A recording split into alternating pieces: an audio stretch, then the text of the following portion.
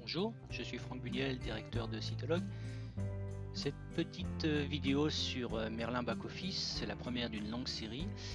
Elle est consacrée exclusivement, dans un premier temps, au premier démarrage, à la première prise en main de Merlin Back-Office. Donc je vais vous montrer, on va dire, les choses essentielles à connaître. Lorsque Merlin se lance, la première chose, c'est de choisir le bon langage de l'interface. Donc ici, vous avez un drapeau français ou anglais, ou enfin américain, pardon. Donc je le mets en français, ça c'est la première chose à faire. La deuxième chose, il faut débloquer l'application. Donc vous devez rentrer ici l'email du compte que vous avez utilisé pour acheter le logiciel et ici un numéro de série, 4 x 4 chiffres, numéro de série que vous avez dû recevoir par mail. Et si vous ne l'avez pas reçu, vous le trouverez dans la page téléchargement et licence sur le site. Une fois que vous avez saisi ces deux informations, vous cliquez sur déverrouiller. Une fois l'application déverrouillée, vous vous retrouvez sur cette fenêtre qu'on appelle la fenêtre de connexion. On va créer une première connexion. Il suffit ici de donner un nom. Vous donnez par exemple le nom de votre site. Je vais l'appeler mon site. Vous avez juste besoin de trois informations. L'URL de la boutique, donc soit HTTP, soit HTTPS, si vous êtes en mode sécurisé, et l'adresse avec ou sans les 3 W, suivant votre nom de domaine, de votre boutique. Alors c'est bien l'URL de la boutique, c'est pas l'URL de l'administration de la boutique. Et puis l'email de votre compte employé sur votre administration PrestaShop ainsi que son mot de passe. Une fois que ces trois informations sont saisies, vous cliquez sur Connecter pour lancer la connexion à votre boutique. Une première astuce à connaître tout de suite, si jamais cet écran est trop petit, illisible, etc., mettez-vous en interface complète, ce qui fait apparaître d'autres onglets ici. Allez dans Paramètres avancés. Je vous demande d'ignorer tous ces paramètres pour l'instant, mais concentrez-vous juste sur celui-ci, zoom d'affichage, qui vous permet effectivement de préciser, par exemple je vais mettre 120%, de préciser, vous voyez, un facteur d'affichage, de grossissement de votre fenêtre. Donc ce facteur sera appliqué à toutes les fenêtres successives de Merlin. Je vais le remettre à 100% pour ce tutoriel. Une fois Merlin Back-Office connecté à votre base, vous devriez voir une fenêtre qui ressemble à peu près à ceci. Il est possible qu'elle soit un peu différente, par exemple peut-être vous avez un panneau comme ceci qui est apparu, ou à droite. Voyons un peu de quoi il en retourne. Alors vous avez deux grosses parties. Vous avez la partie du haut, qu'on appelle souvent la table principale, et puis en dessous ce qu'on appelle la partie des sous-onglets. Dans Merlin, il y a deux vues différentes. Une vue dite vue produit, c'est celle qu'on voit actuellement, et une autre vue dite vue catégorie. Comme leur nom l'indique, la vue catégorie va vous permettre de travailler sur les catégories, en créer, les éditer, les modifier, les dupliquer, etc. Et puis la vue produit, elle, va vous permettre de travailler, bien sûr, sur les produits de ces différentes catégories. Vous avez deux panneaux, ce qu'on appelle latéraux. Le panneau de gauche, qu'on appelle aussi le panneau de contrôle. Donc les panneaux peuvent s'ouvrir soit en cliquant sur la barre orange ici latérale, soit sur le cadenas. Le cadenas a l'avantage d'ouvrir le panneau et de le maintenir ouvert et de décaler tout le reste. Donc là, je vais ouvrir par exemple les deux panneaux. Donc on retrouve toujours la partie centrale, la table principale en haut, qui va permettre ici d'afficher les produits. Et on trouve ici, dans notre panneau de contrôle de gauche, différents, ce qu'on appelle tiroirs. Donc un tiroir qui liste les catégories. Un tiroir qui permet de choisir une boutique parmi plusieurs, pour ceux qui sont en multi-boutique. Un tiroir d'affichage qui permet de régler le mode d'affichage. Par exemple, vous pouvez zoomer la taille des affichages dans les tables, différentes choses comme ça. Choisir la langue également. Important ici, une interface, enfin le choix de l'interface. Actuellement, on est en interface prise en main, donc qui sert surtout à apprendre à utiliser le logiciel. Vous avez une interface dite simplifiée, qui déjà est bien utilisable, qui permet de faire pas mal de choses. Et puis une interface complète, qui sera celle que vous utiliserez le plus souvent, une fois que vous serez familiarisé avec l'usage de Merlin. Donc vous voyez, quand je suis en interface complète, j'ai beaucoup plus d'onglets ici, j'ai beaucoup plus de boutons, enfin, beaucoup plus de fonctionnalités. Je vais me remettre en interface prise en main le temps de ce tutoriel.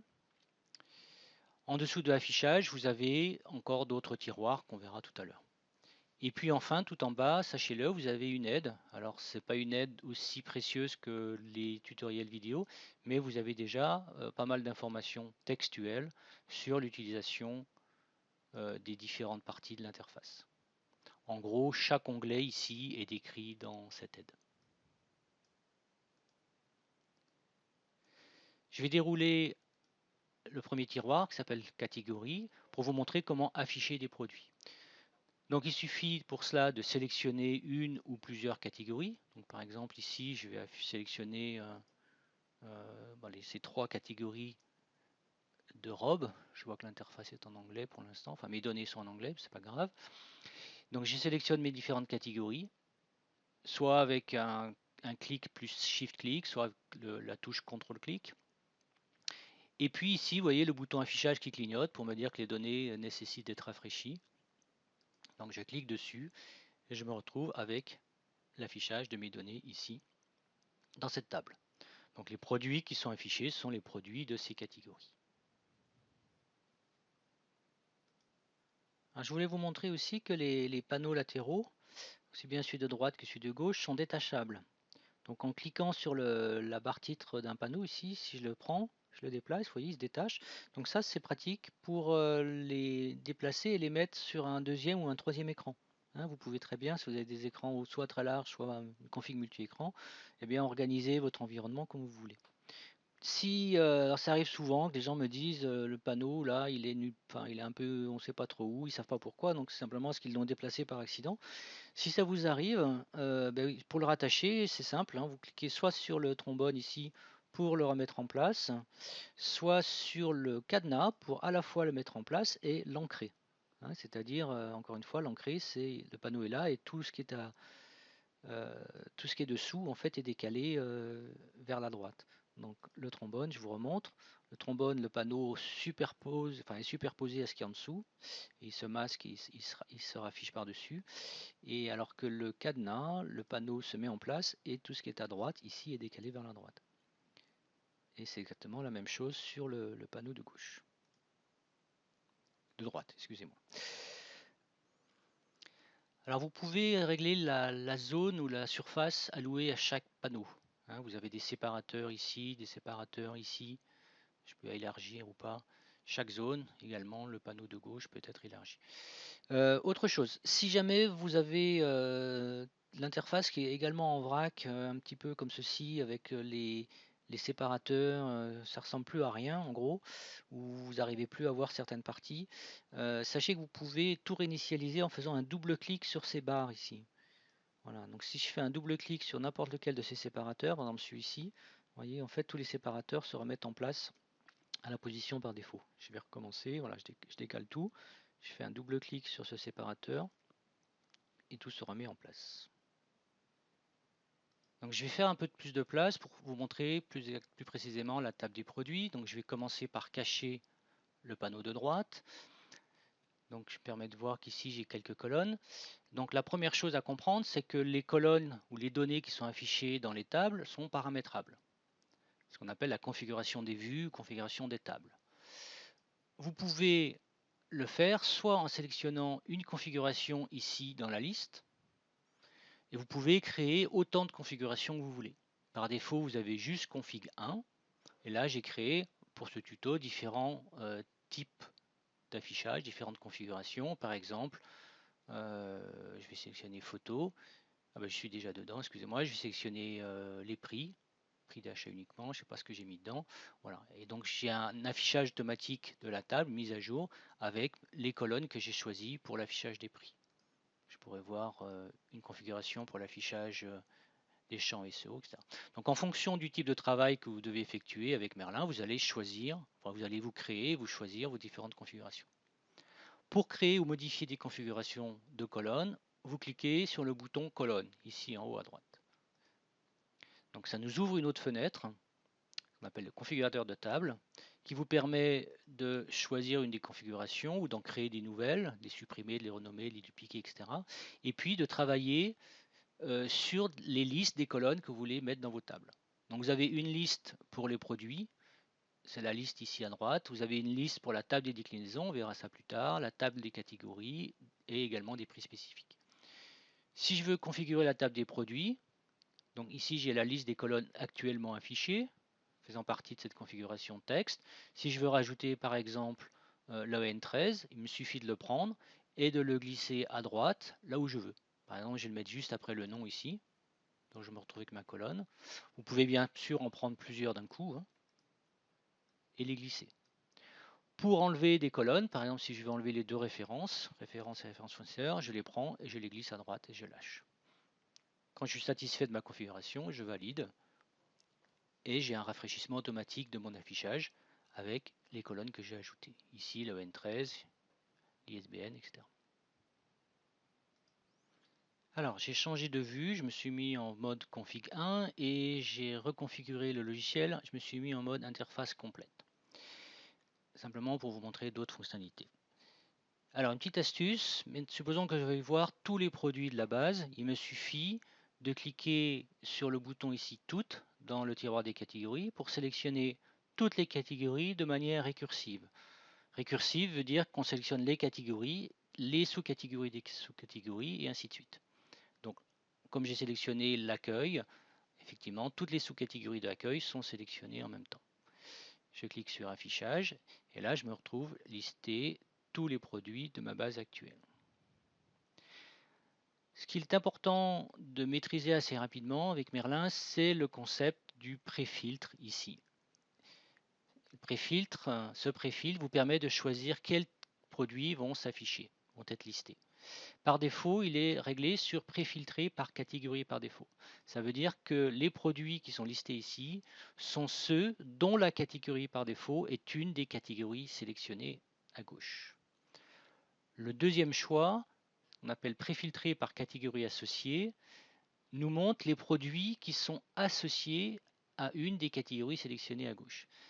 La différence entre une catégorie par défaut, catégorie principale et les catégories associées est fondamentale. C'est important de le comprendre dès le départ. Les catégories associées ou la vue par catégorie associée, en gros, correspond à la vue que vous avez dans votre boutique. Un produit est associé à une catégorie, alors quand on choisit cette catégorie en boutique, on voit le produit. La catégorie par défaut, c'est différent. Un produit a une et une seule catégorie par défaut, c'est l'endroit où il est rangé dans la base. Il n'est pas forcément associé, pas forcément visible dans cette catégorie par défaut. Vous avez d'autres préfiltres, accessibles par le bouton ici, autres préfiltres, qui vous permettent de lister les produits ou de filtrer les produits que vous voulez voir ou ne pas voir. Par exemple, vous pouvez lui demander de vous montrer que les produits d'un certain fournisseur. Je vais prendre Vaporesso, je ne sais pas s'il y en a, je rafraîchis, bon, je n'en ai pas. Voilà. Donc ces préfiltres vous permettent, on va essayer de trouver un autre exemple, Fashion Supplier, voilà, là j'ai les produits associés au fournisseur Fashion Supplier. Lorsqu'un préfiltre est en place, vous le voyez ici indiqué en orange. Donc vous pouvez trier rapidement sur les fournisseurs ou les fabricants, également voir que les produits avec ou sans déclinaison, mais vous pouvez trier vos produits sur n'importe quel facteur. Par exemple, un préfiltre dont le prix de vente hors taxe est supérieur ou égal à 10 €. Et je valide. Voilà. Vous voyez bien que là, nos prix de vente sont bien tous supérieurs à mon préfiltre de 10 €.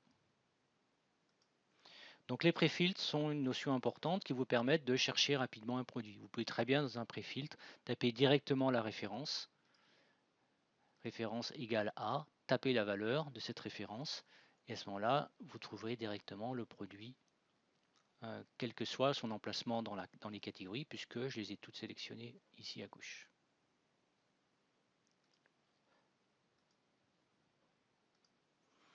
Afficher les produits, c'est bien, mais bien sûr, c'est juste un début, c'est pas suffisant. L'intérêt d'un outil comme Merlin, c'est de pouvoir modifier les données. Donc, les données sont modifiables directement dans les tables. Par exemple, ici, ces produits qui portent un nom un peu générique, je peux tout à fait les renommer. On va appeler celui-ci une jupe orange. Donc, je peux travailler directement cellule par cellule, modifier les lignes, enfin les données dans les cellules, par exemple modifier son prix, ici. Il y a sauvegarde des données que vous modifiez lorsque vous changez de ligne. Donc vous voyez ici le sablier qui a tourné pendant une demi-seconde, c'était le temps d'écriture dans la base. Donc là, si je rafraîchis mes données, ma jupe orange s'appelle bien jupe orange. si vous allez voir le produit directement dans la base ou directement sur le site, ce qui est d'ailleurs faisable en faisant un clic droit ici et en allant cliquer sur voir page web, à ce moment-là, vous verrez que votre produit a bien été renommé en jupe orange et à un prix d'achat de 90 euros. Alors vous pouvez modifier donc cellule par cellule, ligne par ligne, mais surtout vous pouvez faire des modifications en masse. Par exemple, je peux très bien dire que ici mon prix d'achat de 10, je veux l'appliquer sur tous ces produits, toutes ces lignes. Je les sélectionne toutes, je fais un clic droit sur le 10. Alors peut-être que vous ne le voyez pas ici, je vais essayer de déplacer la capture d'écran. Enfin, vous voyez peut-être à peine. En fait, il faut ici sélectionner dans le menu le paramètre coller 10 dans toute la colonne ou ici dans toutes les cellules. Je vais le faire sur une autre colonne, ce sera peut-être plus facile. Voilà, j'ai copié la référence ici. Voilà. Donc si je veux prendre cette référence, la copier sur tous ces autres produits, je choisis ici cette option dans le menu. Il me montre ce qu'il va copier, il va me copier la valeur jaune dans les cellules ici en gris foncé. Je valide et il me fait la copie. Et ça, c'est instantané dans la base. Autre méthode, on peut aussi faire des calculs. Donc, on sélectionne les lignes sur lesquelles on va faire un calcul. On va dans Actions groupées, ici. On a différentes possibilités. Moi, je vais juste choisir Modifier par calcul. Ça m'ouvre ici ce qu'on appelle le calculateur, qui me permet de faire plein de choses. Je vais aller très vite. Je vais juste dire, je vais multiplier mes prix par 2. Je mets 2. Je choisis ma colonne prix d'achat. Je clique sur le multiplier. Et vous allez voir ici les prix multipliés par 2. Voilà qui est fait. Vous voyez, c'est instantané, c'est très rapide et on peut comme ça travailler sur des centaines, voire des milliers de produits. Le bouton Action groupée, lui, il a un rôle différent. Il agit sur l'ensemble des lignes sélectionnées. Donc le clic droit sur les colonnes et l'action groupée sur les lignes. Par exemple, si je veux activer ces 5 produits, ces 4 produits, je les sélectionne. Je sélectionne les 4 lignes, je fais Action groupée et je clique sur Activer. Et vous allez voir ici l'activation qui se fait. Donc dans Action groupée, vous avez tout un tas de possibilités. Bien sûr, activer, désactiver, dupliquer des produits, donc en faire X copies, on peut les modifier par calcul, donc c'est ce que je vous ai montré en modifiant le prix d'achat ici. Vous pouvez arrondir des prix, enfin tout un tas de choses. Également faire des exports, des étiquettes, des catalogues, etc. Alors je vais cacher le calculateur. Voilà. On va se consacrer sur la partie du bas. Donc ici vous avez différents onglets, on appelle ça les sous-onglets plus précisément. Le premier, celui que vous utiliserez certainement en premier, c'est celui qui permet de travailler produit par produit. Donc là, si je demande l'affichage, il me dit sélectionner un seul produit. Parce qu'effectivement, là, j'en ai déjà 4 de sélectionner. Et cet onglet-là, il est monoproduit. Donc je choisis un produit, je clique sur affichage. Et là, je me retrouve avec, un peu comme dans PrestaShop, la fiche du produit. Donc je peux modifier son nom, son fabricant, des choses comme ça. Vous pouvez également éditer le résumé et la description dans un éditeur HTML avec une vue complète, on appelle ça WYSIWYG de la description. Celle-ci est peut-être pas pertinente, voilà, celle-ci est un peu mieux. Alors l'intérêt de cet onglet, de l'onglet fiche, c'est que vous pouvez passer d'un produit à l'autre très rapidement ici en cliquant sur les boutons suivants précédents avec un système de sauvegarde automatique. Donc si je tape du texte, que je le mets en forme, et en fait quand je passe au produit suivant, au produit précédent, ou même que je change de langue, là je vais revenir au même produit en 2 clics, je retrouve bien mes données. Donc pas de bouton, enfin il y a un bouton sauver, il est facultatif, mais ce que je veux dire c'est que à partir du moment où la sauvegarde automatique est activée, voilà, vous naviguez d'un produit à l'autre avec une sauvegarde automatique de modification des données. Donc voilà, vous avez encore un troisième niveau d'onglet ici pour avoir accès à tous les paramètres du produit. Donc l'onglet fiche est très intéressant pour modifier rapidement ces produits. On l'utilise aussi quand on crée des nouveaux produits pour rapidement saisir en particulier le résumé et la description. Et puis d'autres onglets, par exemple celui-ci, les fournisseurs, qui vont permettre de voir là tous les fournisseurs et de faire des associations croisées. Par exemple, je peux sélectionner 3 produits en haut et cliquer sur associer ici, sur, je sais pas, sur ce fournisseur-là, je vais en sélectionner 2, celui-ci et celui-ci. Le fait de faire un simple clic ici m'associe automatiquement ces 3 produits à ces 2 fournisseurs. Bon, il y a beaucoup d'autres choses que vous pouvez faire ici, mais voilà, c'est typiquement l'usage de ce genre d'onglet. Vous pouvez donc travailler sur les fournisseurs, sur les prix spécifiques. Donc vous pouvez à la fois les voir, mais bien sûr également les modifier. Donc vous avez un éditeur de prix spécifiques en masse. Vous avez aussi ici quelque chose qui vous permet de voir les caractéristiques et d'associer des caractéristiques à des produits dans une table avec simplement, vous faites des sélections et vous cliquez sur le bouton et vous avez des associations ou des modifications automatiques. Alors chacun de ces onglets va faire l'objet d'une formation indépendante, spécialisée sur les fonctionnalités de l'onglet. Donc je vous invite à aller les consulter dès qu'ils seront disponibles. En attendant, vous avez des formations équivalentes sur PrestaPricing et sur PrestaCategory sur notre site. Ces onglets existaient déjà dans ces modules un peu plus anciens et restent encore assez pertinents pour vous familiariser avec l'usage des mêmes fonctionnalités dans Merlin. L'interface change un peu, mais les fonctions de base restent les mêmes. Alors ensuite, ce qu'il faut connaître dans ce tour de table rapide, c'est l'onglet, enfin pas l'onglet, excusez-moi, le panneau de droite, ce qu'on appelle les catégories cibles. Donc vous pouvez, je vous le rappelle, faire apparaître en cliquant sur la barre orange ou en ancrant directement dans l'interface en cliquant sur le cadenas. Alors dans cette partie donc de droite, vous retrouvez la même chose que ici à gauche, donc à savoir la liste des différentes catégories qu'on trouve dans la base. Et vous allez pouvoir associer ou désassocier les produits de ces catégories. Alors vous pouvez le faire soit en les sélectionnant un produit, sélectionnant une ou plusieurs catégories, et en cliquant sur ces boutons. Donc vous avez ici des boutons pour déplacer les produits, donc les changer de place, des boutons pour les associer et un bouton pour les désassocier.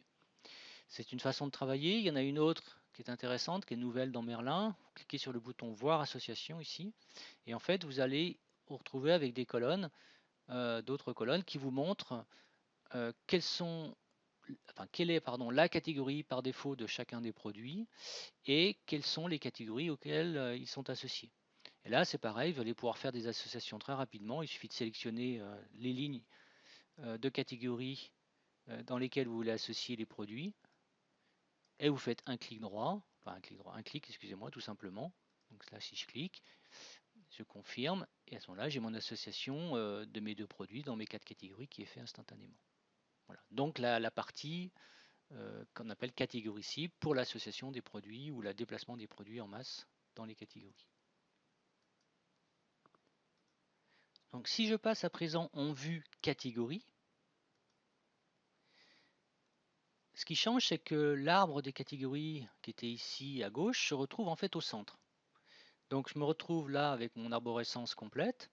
Et ce que je vous ai montré sur les produits, à savoir pouvoir par exemple modifier directement le nom d'un produit, je vais pouvoir le faire aussi ici sur les catégories. Donc si je veux enlever le mot S, enfin la lettre S à femme, je l'édite directement ici, j'ai une sauvegarde automatique. Si je veux faire des éditions en masse, des copier-coller, je peux le faire également sur les colonnes de la table des catégories ici. Et enfin, les colonnes que vous pouvez afficher dans cette table, c'est comme pour les produits, vous pouvez aller dans colonnes. Ici, vous avez l'onglet catégorie et vous pouvez donc rajouter, modifier des colonnes, des rubriques dans votre affichage de manière à travailler dessus. Voilà, donc ici j'ai rajouté ma colonne description, elle apparaît, mon arborescence, etc. Et je peux les modifier en masse, à l'unité, comme pour les produits. Et en bas, vous avez, c'est un peu le même principe, des onglets propres aux catégories. Donc pareil, l'onglet fiche qui me permet d'afficher et de modifier la description des catégories et d'autres informations.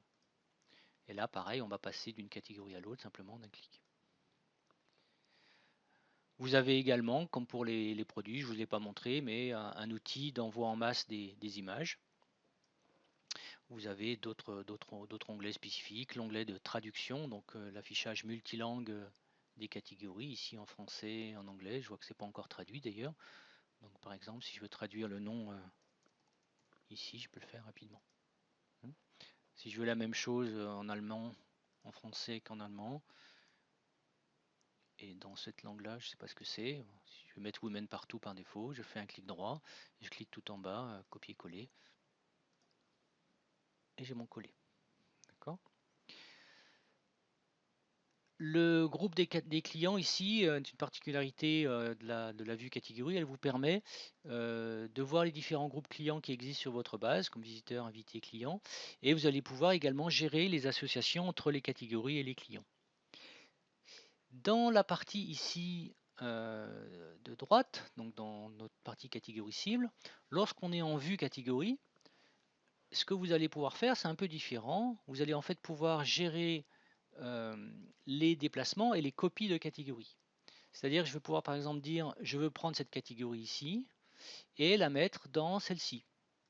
Donc je clique sur la catégorie d'origine, sur ma catégorie cible et j'utilise un des boutons. Alors vous avez des boutons de déplacement, des boutons de duplication, des choses comme ça. Donc là, si par exemple je fais un déplacement, je vais me retrouver avec ma catégorie accessory 2 ici qui est dans robe. C'est bien là où j'ai voulu la mettre. Donc vous pouvez le faire sur une catégorie à la fois, mais surtout vous pouvez le faire sur une sélection de catégories, voire sur toute une branche. Je peux très bien prendre robe en entier avec toutes ces sous-catégories et le mettre dans top. Je fais un déplacement, je déplace, et maintenant dans top, pardon, je me retrouve avec toute l'arborescence de robe. Voilà, donc vous avez une souplesse inégalée pour vraiment réorganiser en quelques clics toute une arborescence, de la manière dont vous souhaitez. Et puis dans cette partie de droite, également, vous allez pouvoir gérer ici dans cette colonne réduction les montants des réductions à appliquer aux différents groupes de clients par catégorie.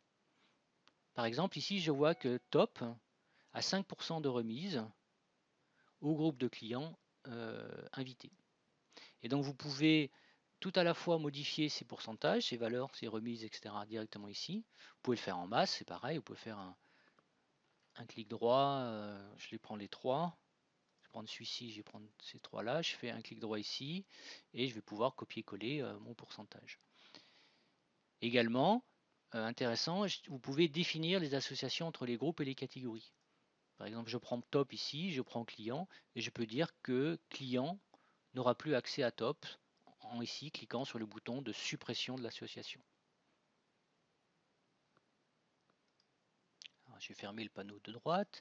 Je reviens sur le panneau de gauche, panneau de contrôle, juste pour vous montrer rapidement quelques possibilités offertes ici. Donc dans la partie, alors on a déjà vu affichage rapidement tout à l'heure, vous allez pouvoir modifier, je vous disais par exemple le zoom, voilà, le zoom d'affichage dans les tables si c'est trop petit, et vous allez pouvoir modifier différentes façons de faire, d'afficher les choses comme la taille des photos par exemple ou d'autres choses équivalentes. Dans la partie juste en dessous, l'option de calcul, là vous avez pas mal de paramètres, on va dire avancés, qui vont vous permettre de définir comment afficher les données. En particulier, vous allez pouvoir choisir d'afficher les données, les prix TTC des données, les prix avec taxe pour un pays donné. Donc simuler le fait d'être par exemple, non pas en France, mais dans un autre pays avec des règles de taxes différentes. Vous pouvez même le faire pour un groupe de clients particulier, voire même également choisir une date différente. Pourquoi choisir une date différente? Parce que le logiciel est capable d'afficher vos prix tenant compte des remises, on appelle les prix spécifiques, et de le faire à une certaine date.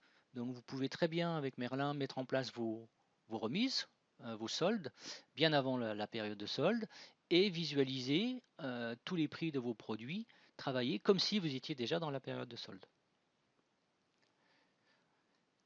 Vous avez également des fonctions pour gérer les prix dans certains entrepôts, si vous travaillez en mode de gestion des stocks avancé, un mode particulier de PrestaShop. Bon, je ne m'avance pas trop là-dessus pour l'instant, je vous laisserai voir ça dans le tutoriel dédié à la gestion des stocks avancés. Et vous avez aussi ici des modes de calcul différents, ce qu'on appelle des marges.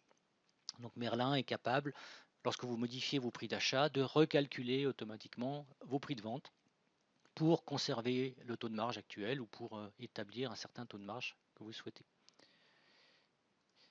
Dans la partie import et script, ici vous avez tout un tas d'outils, on va dire des outils annexes qui vous permettent de faire des actions complémentaires. Vous pouvez par exemple réparer la base de données.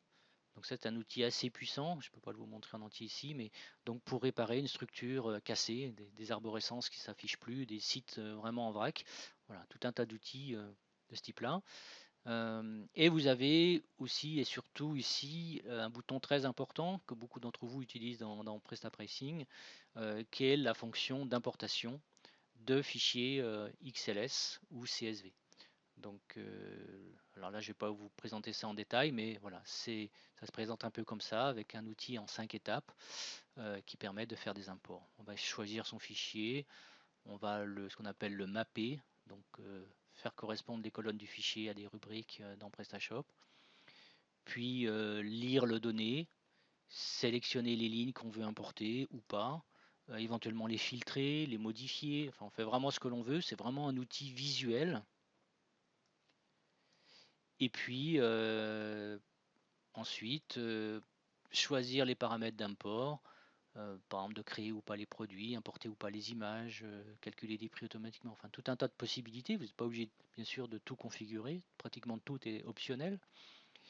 Et puis enfin l'outil pour ou bien envoyer l'importation ou bien le planifier.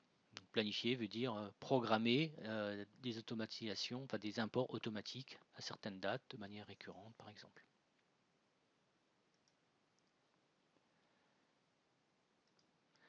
Alors dans les sous-onglets importants, il y en a un qui est vraiment fondamental, c'est celui-ci qui s'appelle déclinaison image, et en fait qui a deux fonctions, à la fois de traiter, de travailler sur ce qu'on appelle les déclinaisons des produits. Donc les déclinaisons du produit, je vous montre, eh bien, ce sont les différentes variantes d'un ou de plusieurs produits. Donc ici, cette jupe orange existe en différentes tailles, par exemple. Donc, qui vous permet de travailler sur un produit, mais sur plusieurs produits également, hein, autant que vous voulez en fait. Et là, vous allez pouvoir, donc, dans cet onglet, modifier ces variantes, mais aussi les générer grâce au fameux générateur, donc, qui est une option complémentaire de Merlin, donc qui permet de, je ne vais pas vous l'expliquer en détail, mais qui vous permet, voilà, de créer de nouvelles variantes, de modifier celles qui existent, de recalculer les impacts, de dupliquer les déclinaisons d'un produit vers d'autres produits, etc. Et puis vous avez également donc un troisième niveau ici qui va vous permettre de travailler sur, bon, d'abord d'une part ce qu'on appelle les attributs. Donc les attributs, c'est ce qui définit justement les déclinaisons, hein. Par exemple les tailles, les couleurs avec leurs différentes valeurs ici. Donc vous pouvez créer une nouvelle taille, une nouvelle couleur, de nouveaux attributs autant que vous voulez, de faire des duplications en masse, enfin, comme d'habitude tout un tas d'éditions possibles. Et puis vous avez ce que je voulais vous montrer surtout, l'onglet ici images, qui est un outil très puissant pour ajouter des images aux différents produits. Et là, il existe plein de méthodes différentes pour envoyer des images locales, des images à travers des adresses FTP.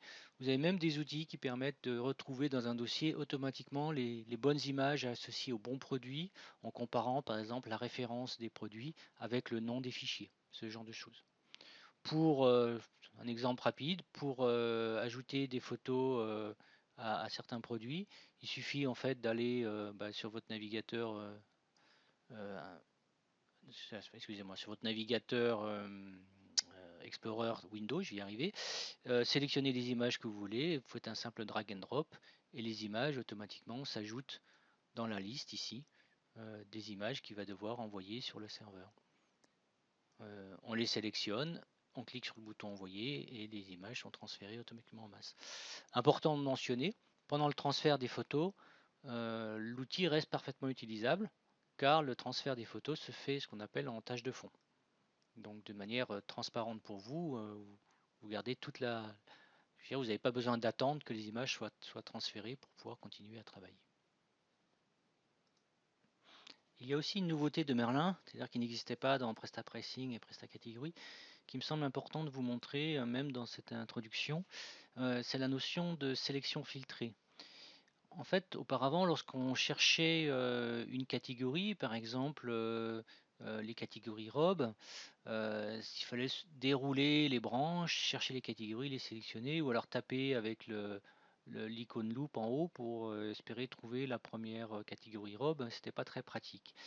Dans Merlin, vous avez une fonction beaucoup plus intéressante que vous pouvez utiliser d'ailleurs sur les autres tables, pas simplement sur la table ici des catégories, qui s'appelle sélection filtrée, donc, qui se lance comme ceci avec un clic droit.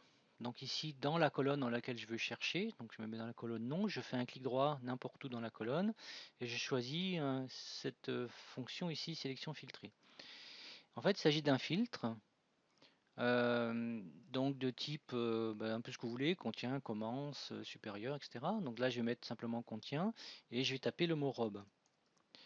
Je fais valider et voir ce qui se passe. En fait, l'outil est allé chercher dans la base toutes les catégories, quel que soit leur emplacement, leur niveau, etc., qui contiennent le mot robe, orthographié de la même manière ou avec une majuscule, ça n'a pas d'importance, avec ou sans S, ça n'a pas d'importance, et les a sélectionnés. Donc on pourrait très bien, comme ceci, sur une boutique de 3000 catégories qui contient, je sais pas, des pièces détachées de voitures, automatiquement sélectionner toutes les catégories qui contiennent le mot frein, quelle que soit la marque de voiture. Voilà, donc en quelques clics, vous avez ainsi une sélection rapide, ce qui me permet, si je fais ensuite afficher les produits, de voir toutes les robes, en fait, tous les produits des catégories sélectionnées ici. Voilà. Et donc, comme je vous disais, cette fonction de sélection, j'y arrive plus. Sélection, recherche sélective, voilà, je vais y arriver, peut se faire sur n'importe quelle colonne. Par exemple, ici dans la table des produits. Alors, par exemple, je vais prendre ici toutes les catégories. Donc j'ai beaucoup plus de produits qui s'affichent.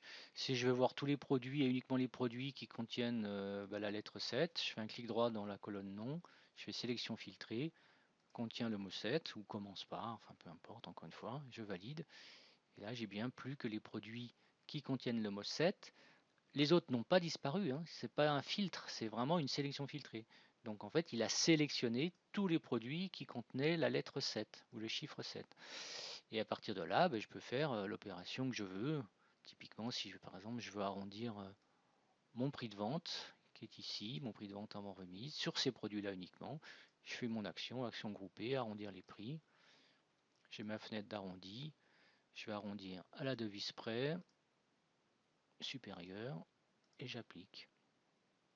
Et là, vous voyez bien, mes prix de vente ici se sont tous arrondis à l'euro, mais uniquement sur les produits qui ont été présélectionnés avec l'opération sélection filtrée.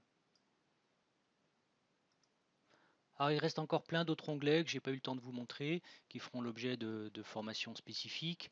Je vais juste les citer rapidement. Alors je vous ai montré, je crois, la table des fournisseurs, les prix spécifiques.